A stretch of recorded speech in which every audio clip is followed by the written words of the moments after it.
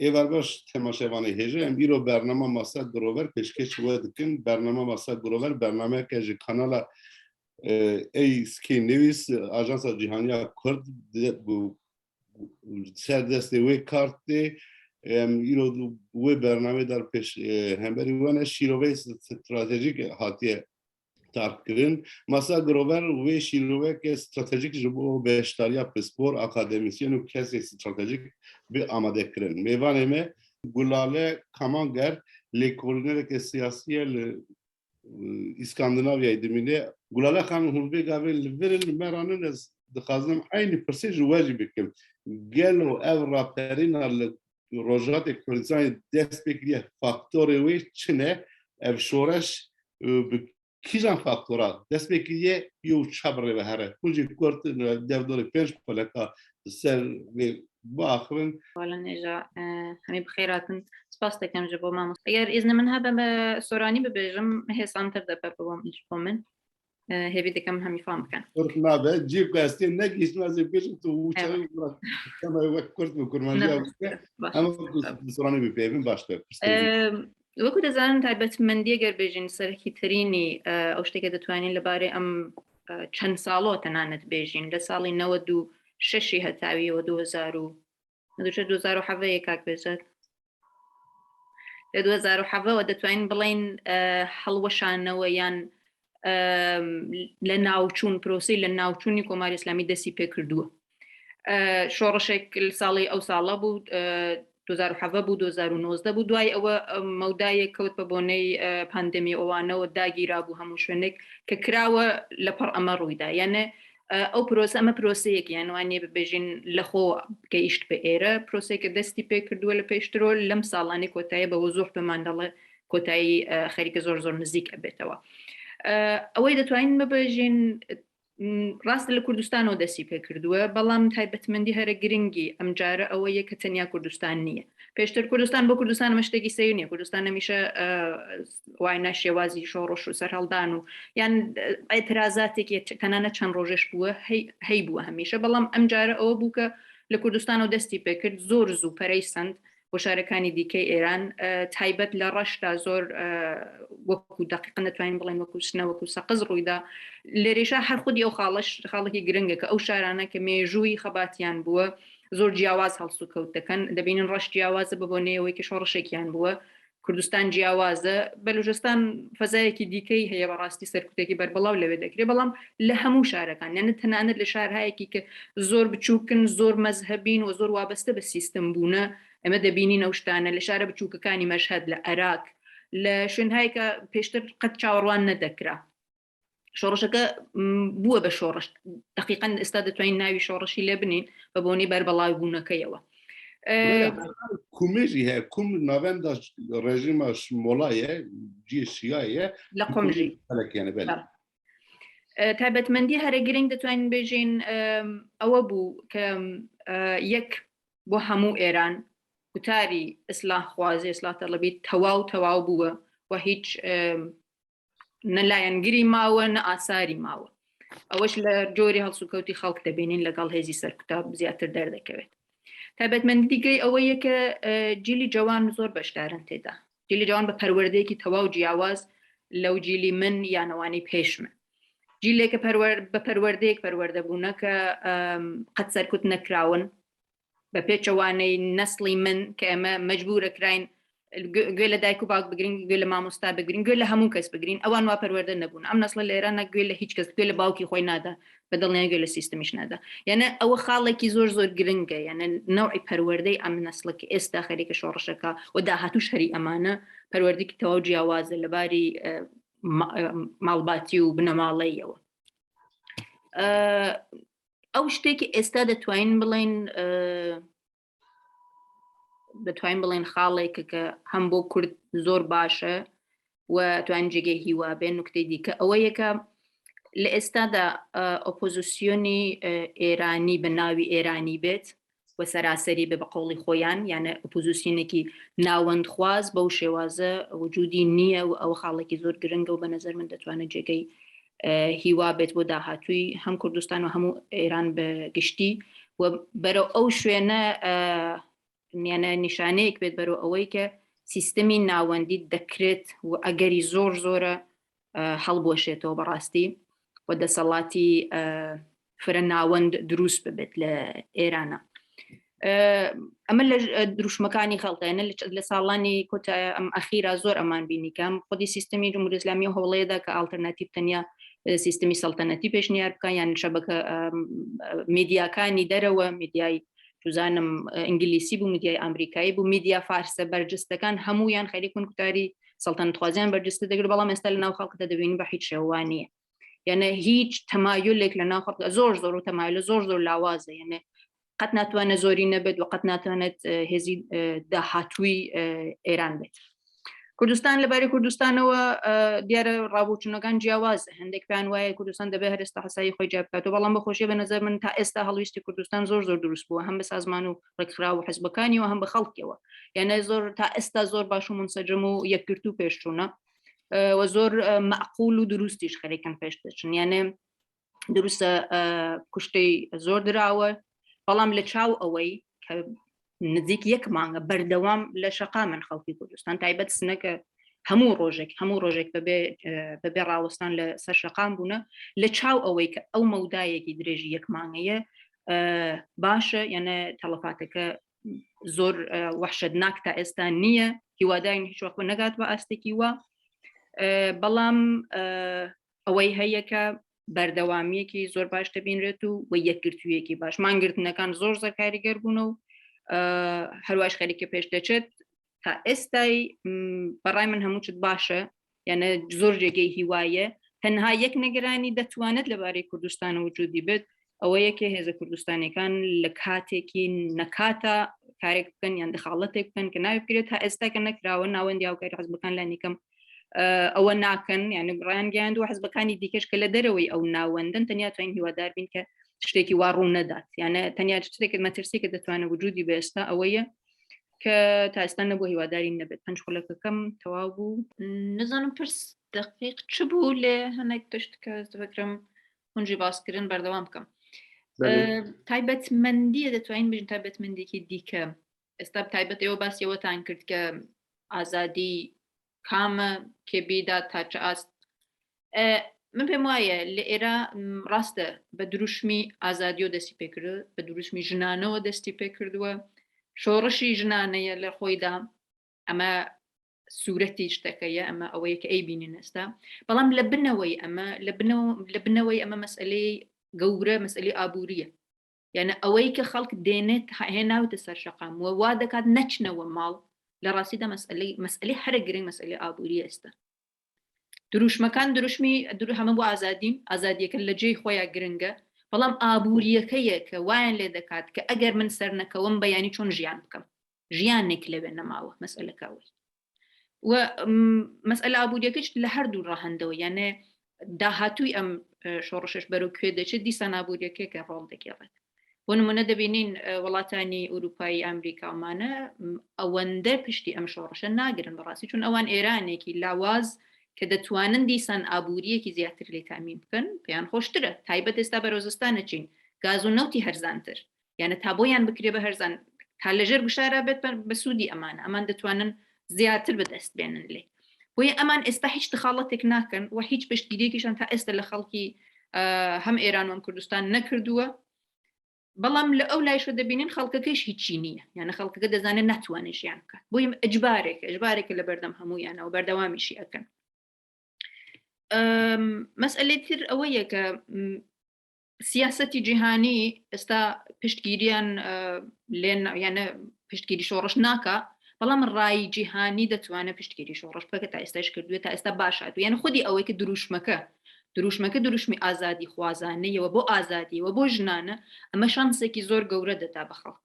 یعنی ئەوەیە کە لە دەرەوە لە ئوروپا زۆر ڕێگای مانۆڤردان هەیە زۆر ڕێگای کارکردن هەیە و زۆر ڕێگای هاودەنگی دروستکردن هەیە و تا ئێستاش باش دۆتە پێشەوە دەکرێت ئەمە زۆر بەربەڵاتە بێتەوە کە ڕای جیهانی لەگەڵ بێت و دەبینین هەندە ڕێکخراوەکانیش بۆ نمونە ئەمنیستی ئینتەرنەشناڵ شتێک ناڵن بەڵام خەریکن ئامارەکان دەدەنە دەرەوە کە ئەوەندە کوشتە ئەوەندە منداڵی کوژراو هەیە ئیمڕۆدانێتە دەرەوە 28 دانە پێم وا بەگەر هەڵە نەبن 28 بۆ ڕقەمەکەی منداڵی 11 تا 17 ساڵ کوژراوە ئەمما ئەوە یەک مانگە یعنی ئەم کۆی ئەمانەمانە بێ بە ئەسناد دەبیانە دەبێ بە داکیومنتایەکە دوا ڕۆژێکە ببینن بەڵێ خەڵکەکە ئەو دەسەڵاتی خەریکە ئەی خات مەجبورن لە پشتی خەڵک دەبن ئەمانە داکیومنتایەکە کە وا دەکات بەڵێ ئەمە بە ئەم دەلایلە لەم کەیسا ئێستا دەخاڵەت دەکەین یعنی احتمالی دەخاڵەتکردن لە داهاتوودا هەیە چون خەڵکەکەی ئێران ناتوان بشنەوە ماڵ بە دەلایلی ئابوووریەکە هەیەە خاڵێکی دیکەش کە دیسان شانسی سەرکەوتن بۆ ئەم شۆڕشە زیاد دەکات ئەوەیە کە لە ناوخۆی دەسەڵاتە لە ناوخۆی دەسەڵاتە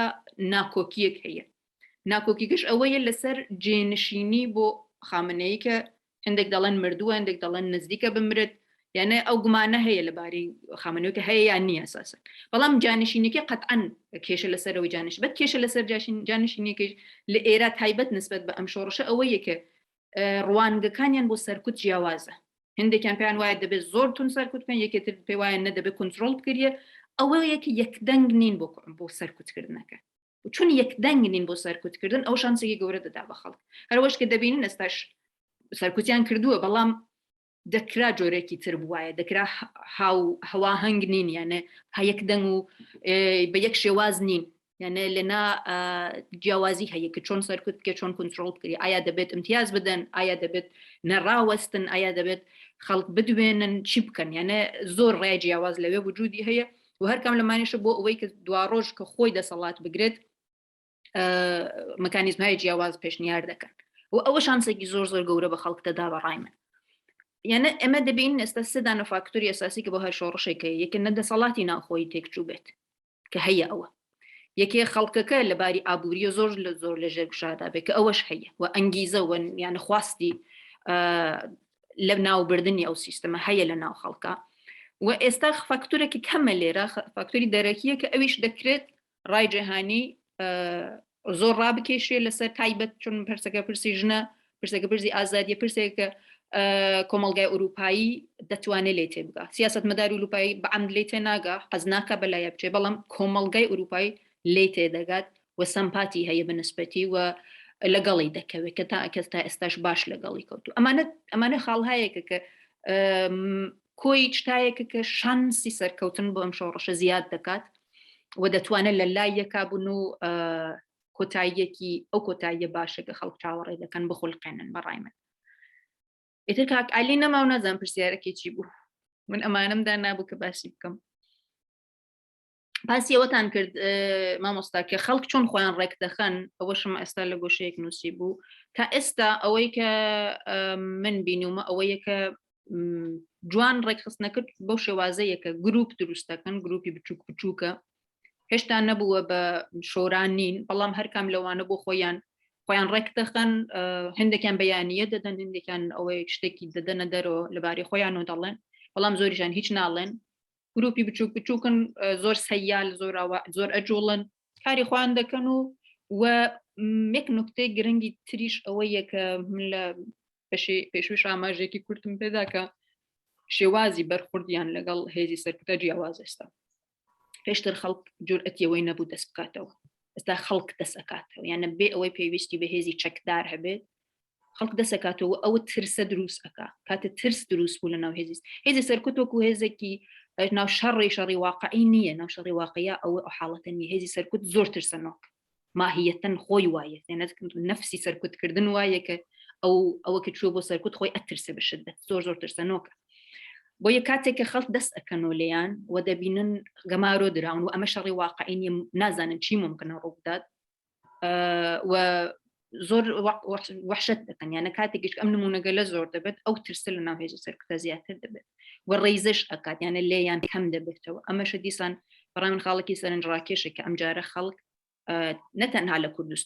کوردستانە دەستکردنەوەی خەڵک شتێکی سیر نییە چون کوردستان ئەو مێژوویە هەیە مێژووی شەڕی هەیە بەڵام ئەوەی کە لە شارەکانی شارە فارس نشینەکانە دەستێکەنەوە لە هێزی سەرکوت و زۆر گرنگە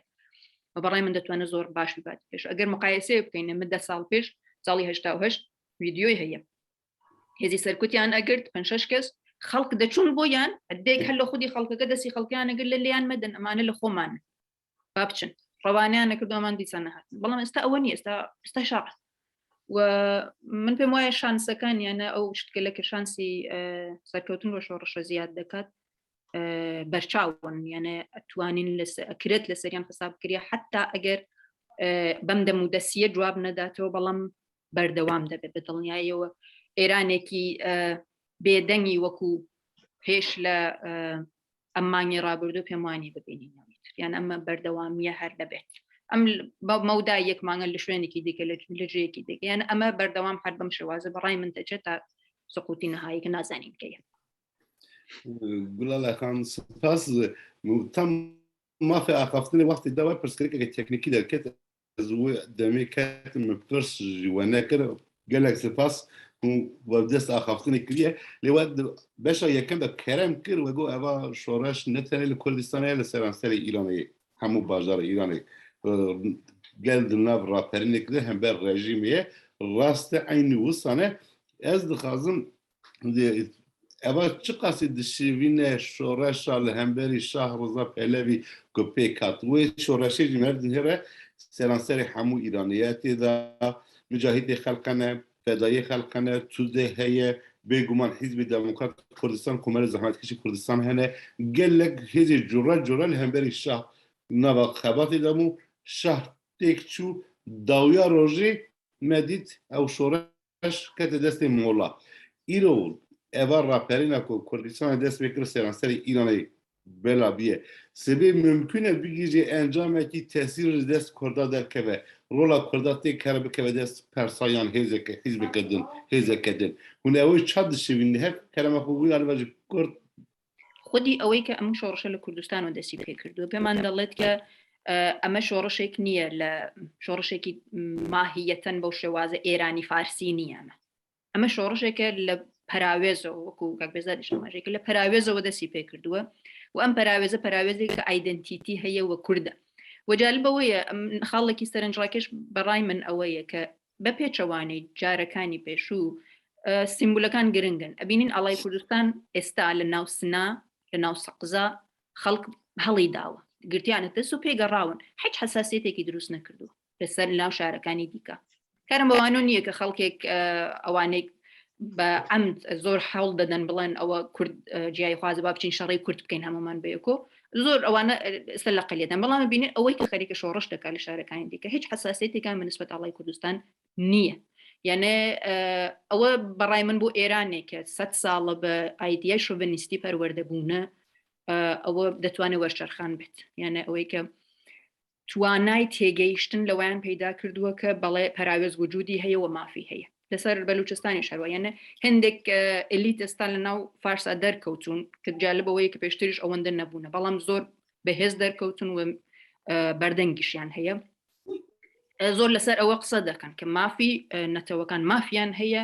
و دەبێت خاوەنی مافی خۆیان بن من ئیمڕۆ یەک شتی جالبم بینی باوەشتان بۆ پاس بکەم سوشال میدیا ئەو باشیەی هەیە کە تۆ تماشایەکەی بە شێوەی ئاماری تماشایەکی زۆر بەدەستەوە دەدات وێنەیەکیاندا نابوو چواردانە ئاڵا بوو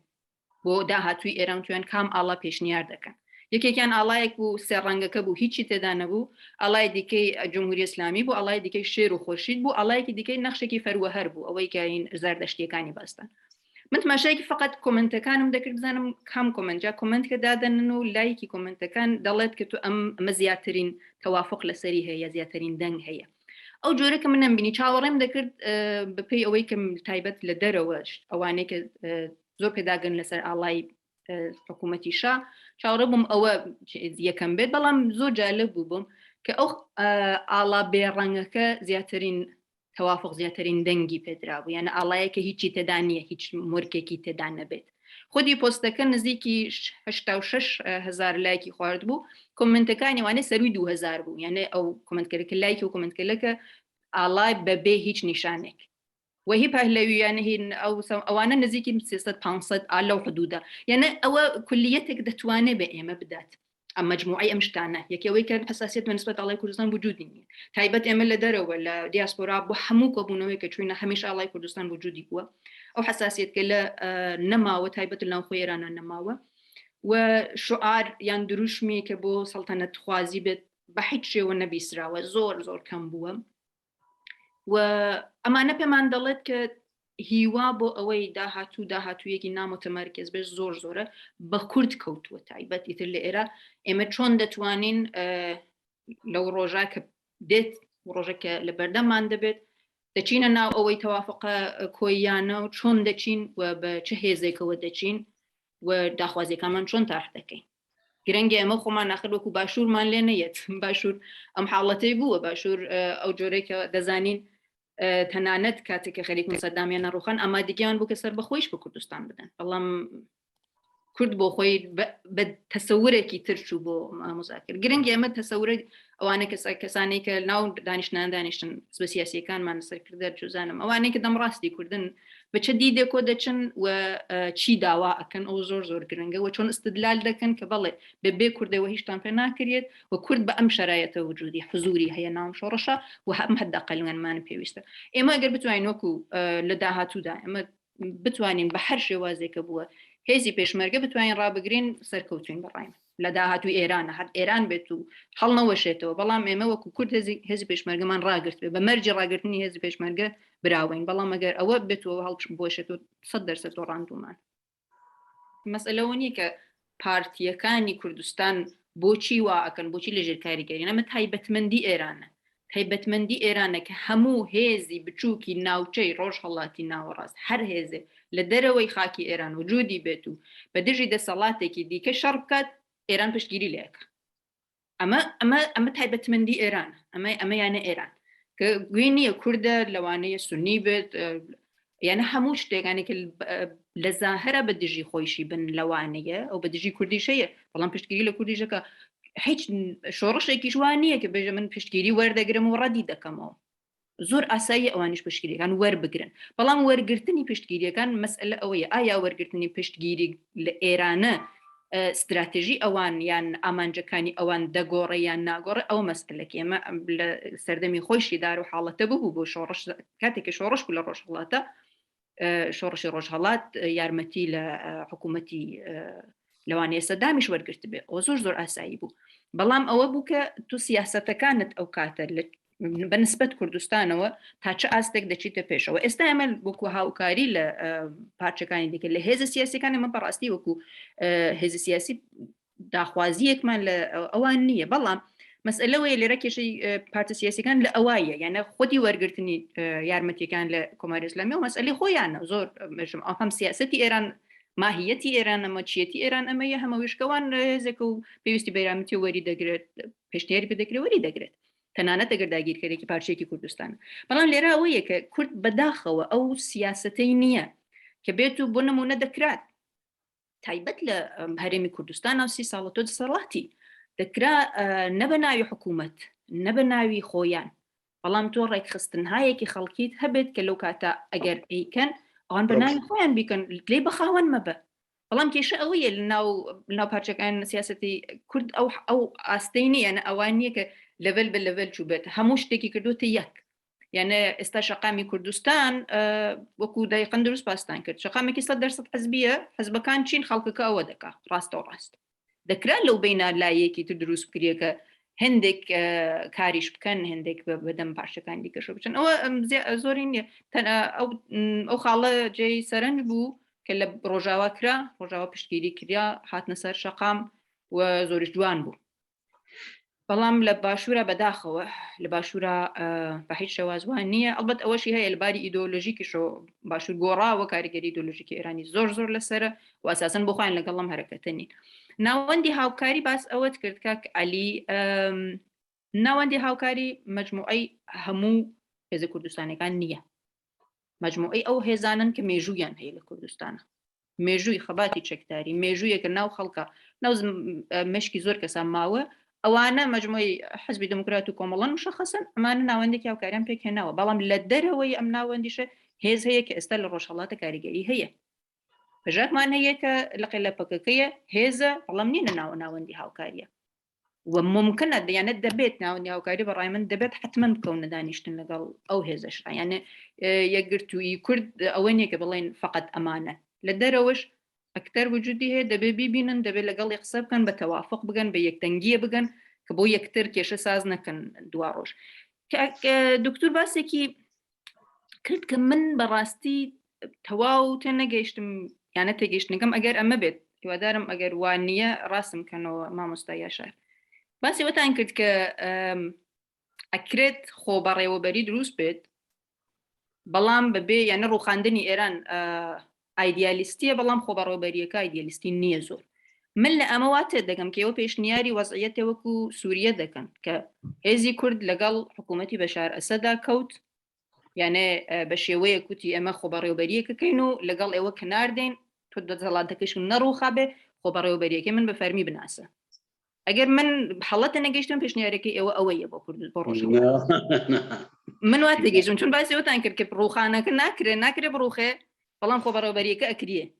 خۆبەڕێوەبەری لە ئێرانە کورد زێلال بکە خۆندا دکتۆر یاشار لە ڕۆژەوا مخالفەتە تمثیلە یەپێگێدا پێدەدا نه به مخالفت سوریه را لحف کرد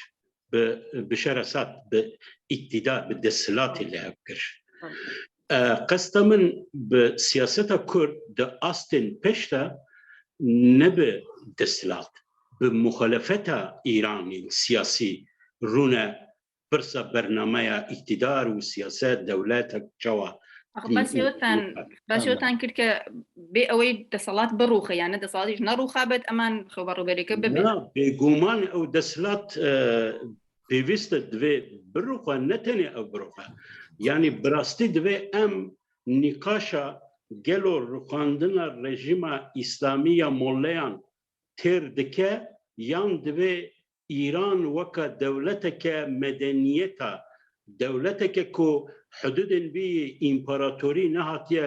ڕوخاندن دوێ ئیران وەکە دەولەتێکی ئیمپەراتۆری وەرە ڕوخاندن وەکە یوگۆسلاویا لێبە یعنی دوێ ئەو نیقاش وەرەکردن نگالی کوردان لەم بابەتی ئەوەی کە ئالتەرناتیڤی هەروەکە ئێستا باسان کرد ئەمەی کە هێزی کورد ئێستەیەکە لە ئالتەرناتیڤەکان بەڕاستی کوردە کورد ئالتەرناتیڤە وەکو نەوەکو خۆی بەڵام وەکو فکر وەکو ئەوەی ئایدیای ئێرانی نامتەمەرکز ئێرانێکە ناوەندگەران نییە ئەمە کورد خەریکە هینیەکە کورد خەریکە نەمایەندگی دەکات کورد نوێنەری ئەم گوتارەیە لەلایەک و کوردە لەلایەک و سەڵتەنەتخوازە کە بە دڵنیاییەوە من پێم وایە هەروەکو ئێوەش دەباستان کرد تەواو لەگەڵم کە دەسەڵاتی دەرەوە دنیای دەرەوە نایهەوێت دەسەڵاتی ئێران یانە ئەم فۆرمەی ئێران بشێوێت ئەوان تەرجەحیانەوەی دەسەڵاتی ناوەندی بمێنێت یعنی پێویستیان ئەوان تاکیدیان ئەوەیە کە دەسەڵاتی ناوەندی حتى ئەمکان بمێنێت بەڵام ئەگەر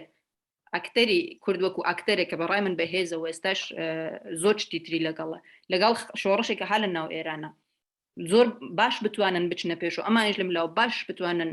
سیاست بکەن ئەگەری زۆرە کە ئەوان دەستبەرداری ئالتەرناتیڤەکەی خۆیان کە پادشاییە واز لەوە بێنن ئەوان ئالتەرناتیڤێکە لە مێشکی ئەمریکایە ئەوەی ئەوان گەرەکە نایەنهەوێت نە ئەرتەش بەڕوخێت نە ساختارەکە بشێوێت گەرەکیانە ئەگەریش اتفاقکەوێت جێبەجێ یەک بکرێت وەکو بۆ خۆیان ئێستا شورایەکیان دروست شورای گۆزارە ئەوان معتەقدن کە ئەسەن ڕووخانێت ڕوونەدا منتەقل بکرێت بەڵام خەڵک ئەوە ناژە ئێستا ئێمە لێرای بینن فاکتۆرێکی گەورە لە ئێرە خەڵکە بەڕاستی و ئەمەش جیاوازیەکە مۆزوعەکە زۆر جیاواز دەکات و دەکرێت لەسەر خەڵکەکە حساب بکرێ بە دەلیلە ئابووریەکەش زیاتر لە هەموو شتێک بە دەلیل نە ببوونەی هەست و ئەحساساتیان بە دەلایلی ئابووری بە دەلایلێکە ئەمکانی نییە ئەو دەسەڵاتە بتوانێت ئیتر جواب بداتەوە بەو خەڵکە لەباری ئابووری فەرموتان لەوانەیە بتوانە ناو خەڵکی ئێران ساعەتا ناکرێت ئەمە لە ئێرانە ئیتر ناکرێت زمانێک بوو زمانی جەنگ من مناڵ بوو بەڵێ ئەمە بارخمان نەبوو بۆ مەسەڵەن نبینین نیوە ڕۆژێک کارەبان نەبوو ئێمە بەوە ڕاهات بووین ئەم ئێستا ئەقەت ئەو تەحمڵ ناکەن خەڵک یعنی قبوڵی ناکەن بە هیچ شێواز ئەمکانی نییە ئەوان بتوان ئێستا لە ئەم شەرایەت اقتصادیە داخراوی سیاسیان ببێژین کۆمەڵکوژی ئەنە احتمال هایەکە کە وەکو لەبان کاغەزۆ ببێژین ڕاستە حکوومەتێکی دیکتاتۆریە حکوومەتێکی تێروریستە ئەم احتمالاتە هەیە لەوانێم کارانە بکە بەڵام هەر کامی بکات زەرەرەکانی بۆ خۆی 100 قاتل لە نەفعەکانی ئەگەر بێت و کۆمەڵکوژی بکات وەکو باستان کرد قەتعاً ئەمان کریسەیە 80 میلیۆن جەمعیەتیان لە بەرچاوە 100% دەخاڵەت دەکەن ناتوان ئەوە بکەن ئەگەر بێن و دای بخەن وەکو مەسەڵ بژین وەکو کۆرەی شماڵی لێ بکەن تەواو وڵاتەکە دابخەن هیچ شتێکردباتن ئەمکانی نییە ئەسەن ژێئۆپۆلیتیکی ئێرانە اجازە نادات شوێنەکەی اجازە نادات ئەمکانی نییە و اتفاقا لە ئەو نقطەی لە زەویە بکەوێت کە دنیایەکی داخراو لە ئەو شوێنە دروست بێت یعنی مەجموع شتەکان وایە کە کۆماری ئیسلامی محکومە بەوەی کە بڕوخێت و پرۆژەهای ئیسلاحی تاقی کراوەتەوە هیچ کامی جوابی نەدا و خەڵکەکە تەواو ئەوان ئەو شتانیان تەواو تێپەڕاندووە تەواو بووە بەڵام ئەوەی کە ئێمە دوا ڕۆژ لە کام قۆناغا ئێمە دەتوانین خۆ بەڕێوەبەریەکە دەست پێ بکەین قۆناغی دەستپێکردنی خۆ بەڕێوەبەریەکە ئەو کاتێکە ئەو شەڕەنە ناو دەسەڵاتە ئەوەندە زەق بێتەوە و ڕوبەڕووی ئەرتش و سوپا ئەوە شتێکە کە احتمالێکە کە ئەگەر ڕوو بدات بەرگی بەرەندەی هەموو کەسە لە ئێرانە ئەو شەڕە ئەگەر ڕوو بدات ڕۆژێک ئەو شەڕە ناخۆ یانە لە پێش لە ئەوەی کە ئەوان خۆیان دەرگیر بن یان هێزێکی بە هیچ شێوە کورد نابێت نەباسی تەنانەت خۆ بەڕێوەبەری بکات نە هێزی پێشمەرگە بباتەوە نە شەڕ بکات شەڕی چەکداری بکات هیچ کەم لەمانە کورد تا ئەو ڕۆژەی کە ئەو شەڕە ناوخۆیە لە ناو دەسەڵاتی ئێرانە بە شێوەی ئاشکرا هێز بەرامبەر بە هێز دەست پێ نەکا کورد نایە بکە هەر ڕۆژە ئەرتش و سوپا دەرگیر بوون بە احتماڵێ احتیکە لە احتماڵەکانە وەو دەرگیریە ناوخۆیە لە هەموو ئێرانە بینرا ڕێک ئەو کاتی ڕاگەاندنی خۆ بەڕێوەبەریە و جیاکردنەوەی کەسی کورد نەبەوەی کە بمانای جێکەین و ئێمە هەرێمی خۆمانە خۆمان نتوانین بەڕێوەبەرین ئێمە تێکەڵی ئەو شەڕی ئێوە ناوین شەڕێکی خۆتان بکەن هەر وەختە ئەو شەڕەکەتان تەواو بوو وەرن دانیشن بە کوردستان قسە دەکەین بەڵام تا پێش لە ئەو شەڕێ ئێمە قەت ناتوانین باسی نەبخۆ بەڕێوەبەری بکەین نە هیچ فۆرمێکی تر لە جیاکردنەوەی چارەنووسی کورد لە ئێرانی تا ئەو قۆناغی من ناچارین هاوچارە نووسبوونمان بەردەوام بین تێدا کە ئەم تا بگات بۆ قۆناغ